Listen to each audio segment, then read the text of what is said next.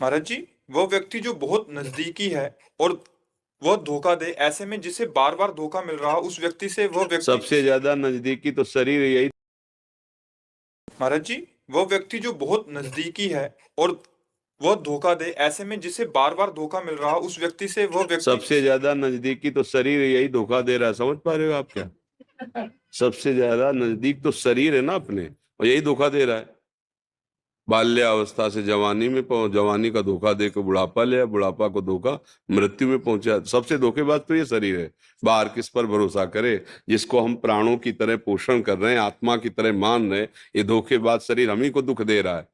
नहीं दे रहा? High blood pressure, low blood pressure, दिल की बीमारी, कैंसर की बीमारी, ये बीमारी, वो बीमारी, ये अवस्था वो अवस्था बदलती चले, कुछ पकड़ में आ रहा है क्या? तो ये धोखेबाज नहीं है क्या?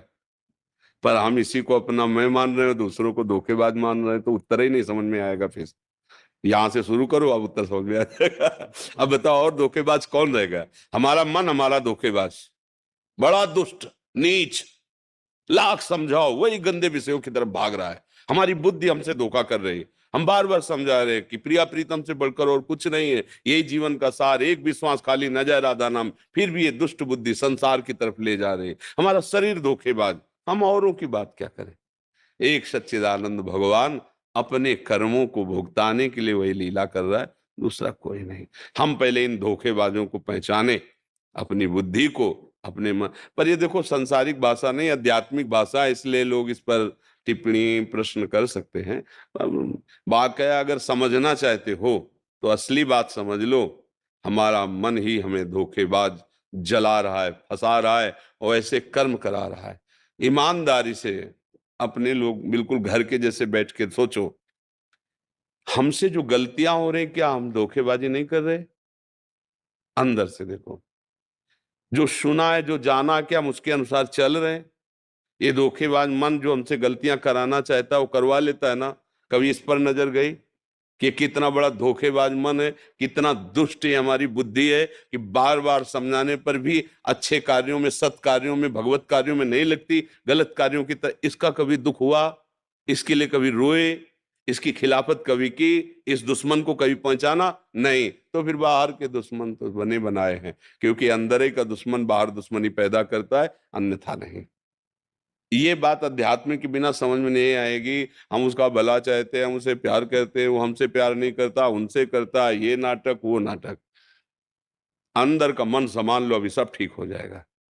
भगवान का जो ही भजन किया जाता है तो जा पर कृपा राम की हुई, ता पर कृपा करे, सब सुधार हो जाता है, सब सुधार हो जाता है। सखुबाई का चरित्र कथा में कहा गया, महापुरुषों ने भी कहा है, सुन के देखो। उनका पति बांध कर उनको पीटता था, सास बड़ा कुव्यवहार करती थी, पर वो ठाकुर जी के भजन में मगन रहने वाली महान महात्मा थी, गृहस्थी में होते हुए भी। एक दिन संत मंडली, वो जल लेने बाहर गांव के कुएं में जा रहे, एक संत मंडली देखा, नाचते कूदते भगवान की दर्शन के लिए। उनके मन में बड़ी व्याकुलता हुई कि काश मैं अपने प्रभु के भी दर्शन कर पाती। तो छोड़ा, छोड़ो, चलती प्रभु के दर्शन करने। किसी ने बता दिया, फिर पकड़ के बांध के पीटी गई, बांध दिया रस्सी में, ये जा ही ना पावे। बहुत उनके साथ दुर्व्यवहार होता, पर वो ऐसी भक्ता, कभी पति को कटुवचन नहीं बोला, सास को नहीं बोला।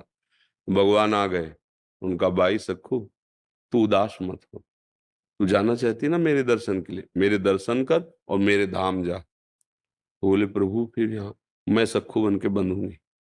ठाकुर जी सखूबाई बन के बंध गए और उनको मुक्त कर दिया। अब देखो, अब ठाकुर जी जब उसके पति को स्पर्श किया, जैसे चरण दबाने, भाव बदल गया, सारी दुष्टता गई। सास इतना प्यार, क्योंकि आनंद सिंधु भगवान है ना, अरे मंगल, और उनका पावन चरित्र पढ़ करके देखो, ऐसी दिव्यता आ गई।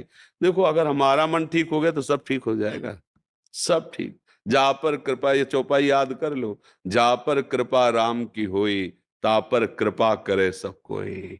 हाँ, जामवंत कहा सुन रघुराया, जा पर नाथ करो तुम दाया, ताहि सदा शुभ कुशल निरंतर, सुर नर मुनि प्रसन्नता ऊपर, सोई विजयी विनयी गुण सागर, तास सुजस त्रैलोक उजागर।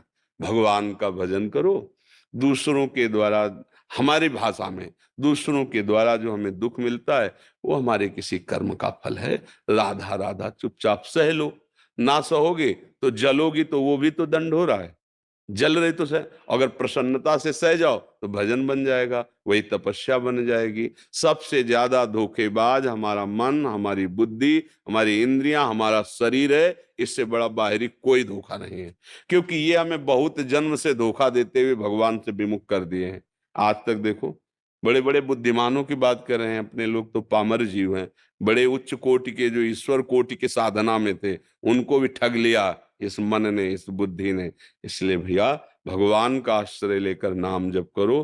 किसी, ये सब संसार चक्र है, यहाँ कोई मर रहा है, कोई जन्म रहा है, कोई गा के उत्सव मना रहा है, तो कोई रोध होकर के विषाद मना रहा है। पूरे संसार में घूमो, यही लीला दिखाई देगी आपको। एक सृजन हो रहा है, एक पालन हो रहा है, एक संहार हो रहा है, तीनों वो अपने आप में अपने आप से कर रहा है। अब ये बात समझ में नहीं आ रही है, इसीलिए प्रश्न होते हैं, इसीलिए परेशानियां होती।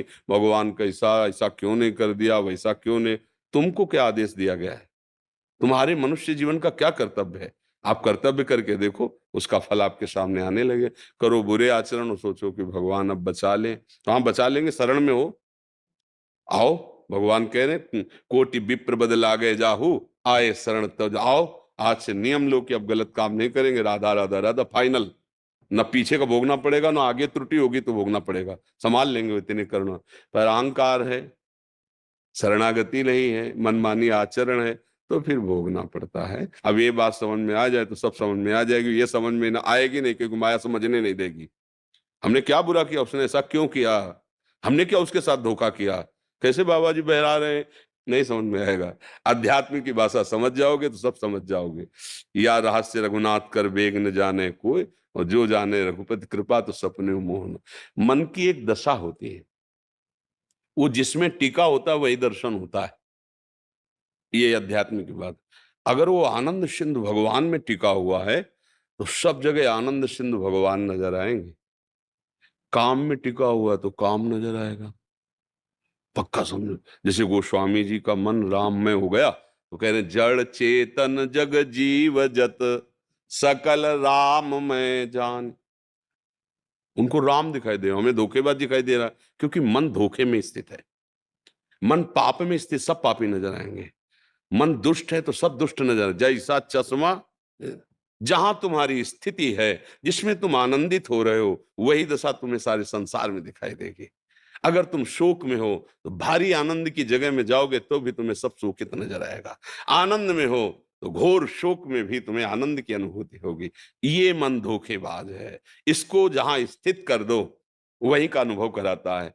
तो गोस्वामी जी कह रहे तब लग कुशल न जीव कहूं, सपने हो मन विश्राम, जब लग भजत न राम कहूं, शोक धाम तज काम। मन का विश्राम भगवान के चरणों का आश्रय लेकर नाम जपने में है। सब धोखेबाजी इसी की है। ये खत्म हो गया तो सामने कुछ है ही नहीं, एकमात्र भगवान है। ये अनुभव की बात महापुरुषों की कह रहा हूं।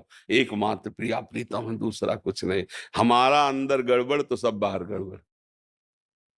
हमारे अंदर जैसे पाप वृत्ति चल रही ना, तो सबको देख के लगता है कि वो भले वो किसी भाव से देख रहा हो। सृष्टि कैसी, हमारी दृष्टि जैसी। जैसा चश्मा वैसे ही रंग दिखाई देगा।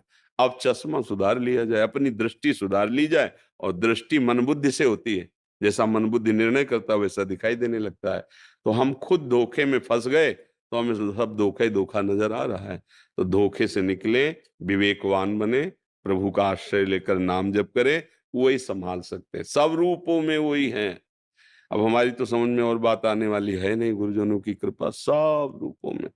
जब हम ठीक से व्यवहार करेंगे तो अनुभव होने लगेगा। देखो भले वो गाली दे रहा है तो मन क्या कहता है फिर उस समय, प्रभु आप ही हो। नाथ आप कितना भी कड़ुआ बोलो, अब भ्रम होने वाला नहीं, आप ही हो स्वामी, आप ही हो। वो जीत गया, संसार से जीत गया।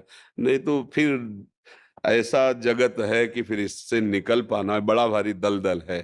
फंसते चले जाओगे, निकल नहीं पाओगे। उलझते चले जाओगे, सुलझ नहीं पाओगे। सुलझने का मार्ग एक ही है, भगवान की शरण में हो जाओ।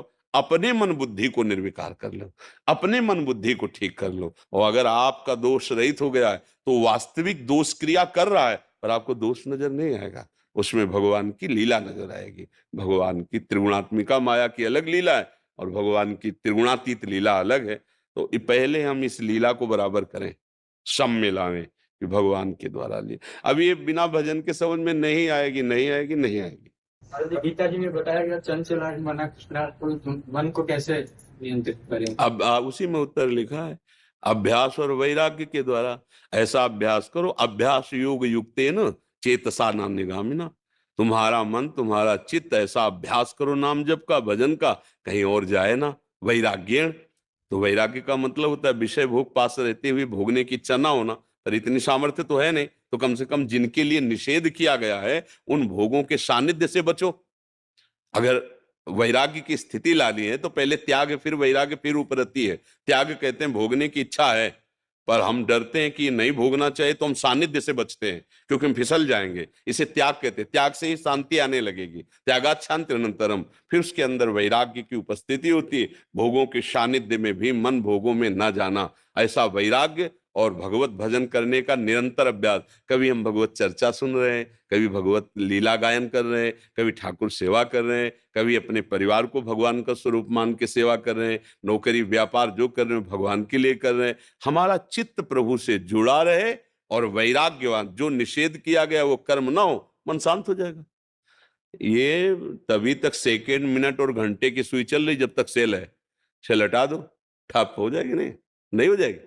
तो मन का जो चंचल चलायमान होना है वो विषयों के प्रति है, विषय से वो जीवित है, उसे निर्विषय करना होगा। तो ऐसा अभ्यास करो कि मन प्रभु का चिंतन न छोड़े, और ऐसा वैराग्य करो कि जिसे कहा गया ये मत भोगो, निषेधात्मक पाप कर्म वो मत करो, धर्म रूपी विषयों का सेवन कर लो धर्म से, और वैराग्यवान भजन परायण, अभी मन शांत हो जाएगा। पर इसके करने के लिए जन्म जन्म महात्मा लोग लगे हुए हैं। ये कोई छोटा मोटा है, बहुत जन्मों का बिगड़ेल मन है तो ठीक हो जाए।